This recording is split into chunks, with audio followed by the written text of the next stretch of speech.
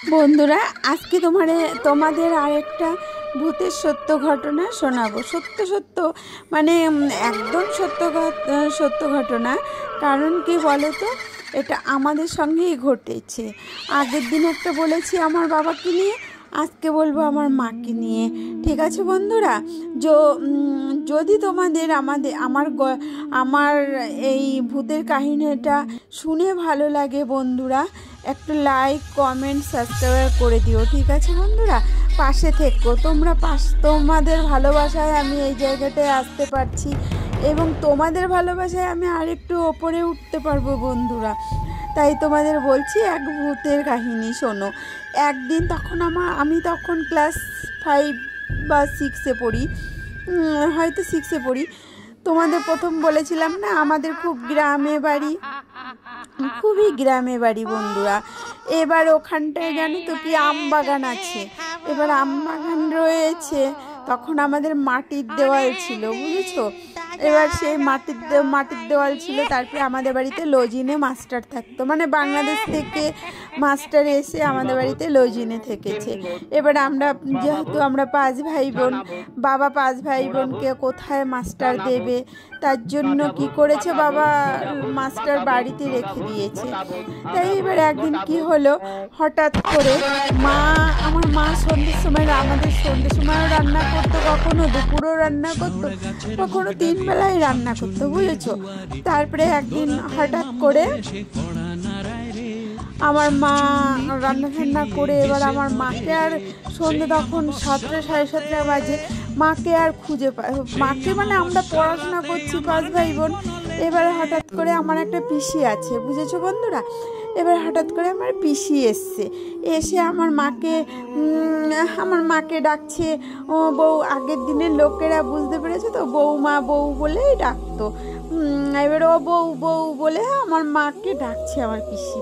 তারপরে কি হলো, এবার আমার মাকে আর খুঁজে পাচ্ছে না। তখন আমরা পড়ছি, আবার ডাকছে ও শিখার মা। ঠিক আছে? এবার মা সারা শব্দ কিছুই দিচ্ছে না, কোথায় মা রয়েছে। তারপরে আমাকে বলছে, দেখ তো শিখা, তোর মা কোথায়। তখন আমি বলছি, কেন, মা তো এখানেই ছিল। আর তারপরে এবার দেখছি মা নেই, বুঝেছো বন্ধুরা? মা কোথায়ও নেই। তখন কি করেছে, অন্ধকার রাত। এবার মাকে সেই পাটকাঠি আছে না, পাটকাঠি ধরিয়ে আমার পিসি বাগান দিয়ে একটা বাড়িতে যেয়ে খুঁজে এসছে, 2-3টা বাড়িতে খুঁজে এসছে আমার মাকে আর পাচ্ছে না পিসি। তারপরে এবার আমরাও খুঁজতে বেরিয়েছি। এবার মা বলে চিৎকার করছি। এবার ওইদিকে আমাদের অভ্যস্ত হয়ে গেছিলো অন্ধকারে যাওয়া। সেই বাগানের ওই দিক থেকে আমি খুঁজছি, বুঝেছো? পিসি খুঁজছে, আমি খুঁজছি। এবার আমি খোঁজার পরে দেখি কি বন্ধুরা, একটা বেল গাছ ছিল। সেই বেল গাছের ওখানে না, তখন আমি দেখতে পাইনি। তারপরে মনে হলো কি, আমি যে ঘরের পিছনে এসেছি, তখন মনে হলো কি মা আমার ডাকছে, শিখা করে মা ডাকছে। তা আমি না দৌড়ে গেলাম। আমি বলছি, পিসি মা আমাকে এখান থেকে ডাকলো মনে হচ্ছে। এবার মাকে আমি ডাকতে গেছি, এবার দেখি মা ওখানে চুলগুলো কেমন এলোমেলো হয়ে মা পড়ে আছে, বুঝতে পারলে বন্ধুরা? এলোমেলো হয়ে মা পড়ে আছে, আমার দিকে তাকিয়ে শিখা বলে। তারপরে আমি কি করলাম, মাকে ধরে নিয়ে আসলাম, পিসি আসলো। তারপরে আমরা ছোট ভাই বোন ছিলাম। এবার সবাই মায়ের পাশে মাকে করছি। এবার মা না, মানে কোনো নেই, মা কেমন করছে। তখন পিসি বলছে, শিখা, ভাব সব ভালো দেখছি না, জানিস তো মা, ভাব ভালো দেখছি না। তাহলে তোরা এখানে বস, আমি কবিরাজকে ডেকে আনছি। এবার আমি বললাম, আমার বাবা তখনও বাড়ি আসেনি রানাঘাট থেকে। তারপরে এবার আমি বললাম, ঠিক আছে পিসি তুমি যাও। কারণ পিসিও বুঝতে পেরেছি আমরা তখন ছোট আমরা যেতে পারবো না। তো পিসি কী করলো, ওই কবিরাজ বাড়িতে গেল। যে পিসি কবিরাজকে জাতক ডেকে এনেছে বন্ধুরা, সে কি মা উঠে বসে কিরকম করছে। তখন বলছে যে কি হলো, উনি উঠে যাচ্ছে। তখন যেই কবিরাজ এসছে, তখন সেই মার কি ভয়ঙ্কর দৃশ্য, কি বলবো বন্ধুরা। তার মানে কি জানো তো বন্ধুরা, মাকে ভূতে ধরেছে। এবার মা সেই কীরকম করছে। তখন মা কবিরাজ এসে ঝাড়াফাড়া করেছে, ঝেড়েছে। ঝাড়ার পরে বলছে, বল তুই কোথা থেকে এসছিস, বল তুই কোথা থেকে এসছিস। এবার কবিরাজকে বলছে, আমি বলবো না, যা আমি বলবো না। বলছে, বলবি না? তখন কবিরাজ কি করছে, বিছানায় মারছে, তো ভূতের গায়ে যে লাগছে। অদৃশ্য কথা কি বলবো তোমাদের বন্ধুরা। মানে আমরা তো দেখে মাকে আমরা, আমার কাকা, আশেপাশের কাকা সব চাপতে ধরে রেখেছে। সে কি জোর বন্ধুরা, তোমাদের কি বলবো, সে ভয়ঙ্কর জোর দিয়ে উঠে যাচ্ছে, এক ঝাটকা মারছে, তো সবাইকে ছেড়ে দিচ্ছি, সবাই হাত ছাড়া হয়ে যাচ্ছে।